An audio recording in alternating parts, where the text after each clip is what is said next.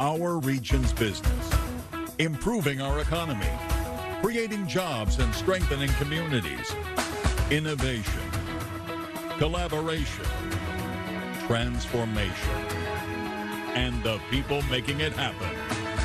Join us as we take a closer look at our region's business. Now, here's your host, Bill Flanagan.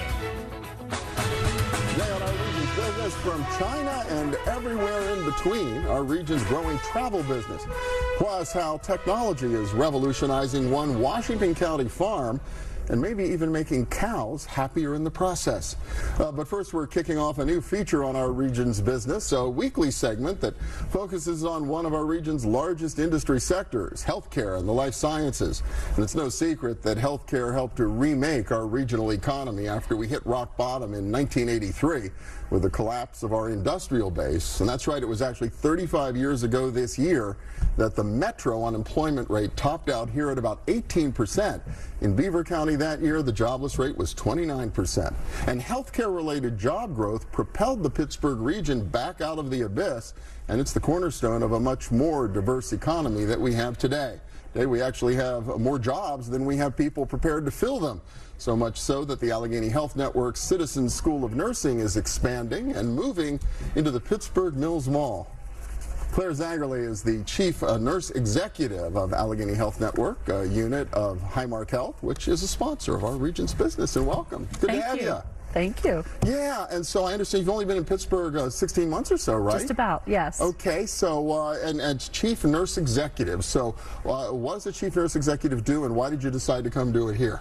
That's a great question. The Chief Nurse Executive for a health system oversees the strategy of nursing for all of the nurses within the health system. So for Allegheny Health Network, we have 8 hospitals and probably over 400 physician practices, home care and hospice, which all have nurses. So we set the strategy for nursing practice across the organization. Make sure that the patient experience at every facility where they get care is similar. The quality is similar, the nursing care is similar, and we focus on nursing practice and the development of nurses across the network. Yeah, I never thought of that as this whole organization was rolled together in recent years. You had this practice was doing it this way, that hospital was doing it that way. How do you eventually get to a consistent system throughout, or consistent practice throughout an entire system? Well, we believe that every hospital, every facility has their own personality because they serve a different community.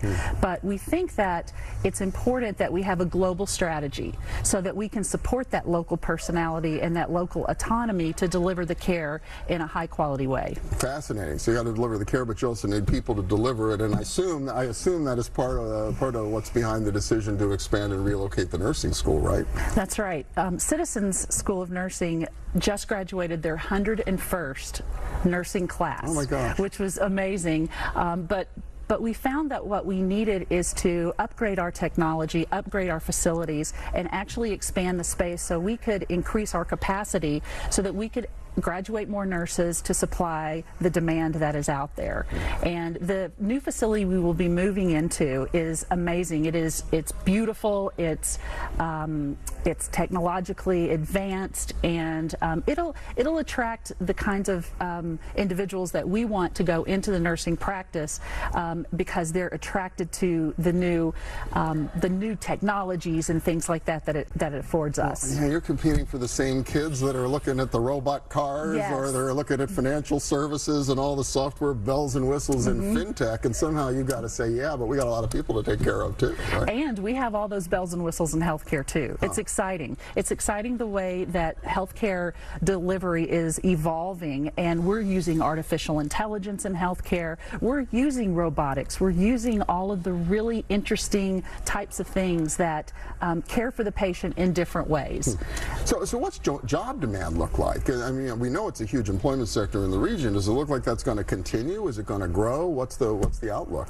Absolutely. Specifically for nursing, we're in a very critical shortage now, and we will be continuing into 2020, 2025, 2030, because we have a plethora of nurses that are retiring, and we are not able to replace those nurses at the same clip that they're retiring. So we have to prepare for that. And at Allegheny Health Network, we're growing. We're building a new hospital. We're building cancer centers, and we have to be prepared for the influx of patients for that care. Well, and is it a challenge? I mean, I look at our demographics in the region, and as you mentioned, we've got a lot of folks who are older. What's the availability pool like to be able to pull into the school and into the profession? Well, it is truly a challenge, but I have to say we have some terrific academic partners here in Pittsburgh with all of the nursing schools that we work with. It's just that we don't have enough nurses graduating from those nursing schools because we don't have enough nursing instructors teaching.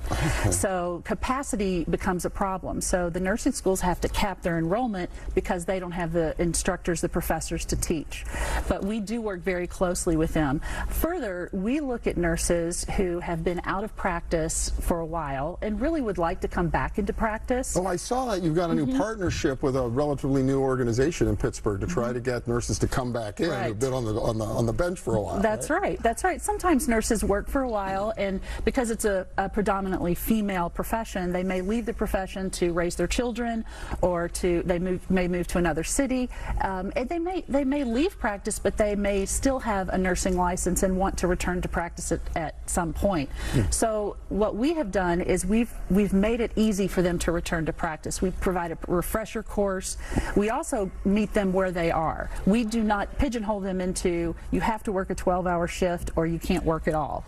They tell us what they want to work, and we fit them anywhere that they want to go because we can use a nurse any time of the day or night 24/7. Okay, so a little more burden on management to be creative and flexible and dynamic in the scheduling, but people are willing to work if you can provide that. That's right. But with our technology, our logistic technology, our managers are able to do that. Are you pulling people in from outside the region as well? Is that part of the strategy? Well, we have to.